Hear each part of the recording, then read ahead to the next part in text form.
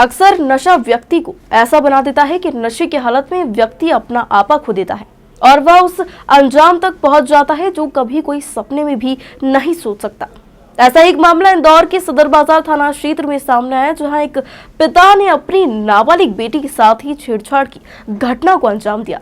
हालांकि बेटी की शिकायत के बाद पिता के खिलाफ पुलिस ने सख्त कार्रवाई करते हुए मामला पंजीबद्ध कर लिया है। इंदौर के सदर बाजार थाना क्षेत्र के मराठी मोहल्ले में रहने वाले व्यक्ति पर नशा इतना ज्यादा हावी हो गया कि वह उसी नशे में अपनी मर्यादा तक भूल गए।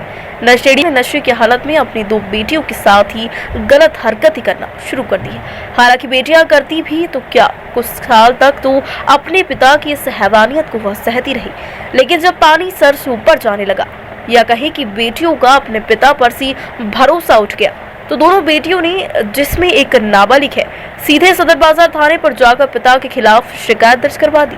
इस दौरान पुलिस ने आरोपी पिता पर गंभीर धाराओं में केस दर्ज कर लिया है। हालांकि इस तरह की घटनाएं बेटी और पिता के रिश्ते को शर्मसार कर देती है।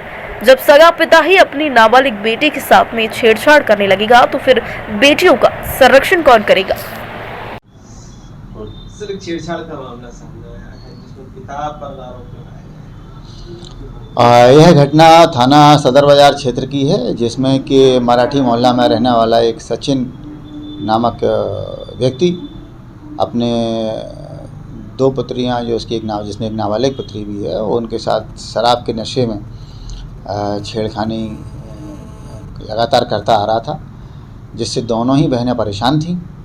और उक्त शराबी पिता की हरकतों से जब वो बहुत ज़्यादा परेशान हो गई, तब उनके द्वारा थाने पे संपर्क किया गया और अपनी व्यथा सुनाई, जिस पर पुलिस के द्वारा त्वरित कार्रवाई करते हुए यथोचित धाराओं में आरोपी के विरुद्ध, शराबी पिता के विरुद्ध प्रकरण पंजीबद्ध किया है और उसे गिरफ्तार भी कर लिया गया। सर, कितने समय से पिता उसके साथ में इस तरह से छेड़छाड़ कर रहा था या किसके द्वारा इसने शिकायत की है? कि घर का पारिवारिक मामला रहता है? हाँ, नहीं, आपने बिल्कुल सही कहा। ऐसे मामले में जबकि पारिवारिक पृष्ठभूमि हो, जिसमें पिता ही इस तरह के हरकतों में यदि संलग्न रहता है, तो उसकी रिपोर्ट में विलम्ब होते ही हैं। कहीं घर के दबाव या अन्य चीज़ें भी सामने आती हैं। यहाँ भी पीड़ित जो बालिकाएं हैं, उनके द्वारा काफ़ी सहन करने के बाद ही थाने पर रिपोर्ट की गई। यह सिलसिला लगभग 1 वर्ष से चल रहा था और पीड़िताओं के द्वारा जैसे ही पुलिस से संबंध में संपर्क किया गया और घटनाक्रम बताया, इसमें हमने प्रभावी कार्रवाई की है।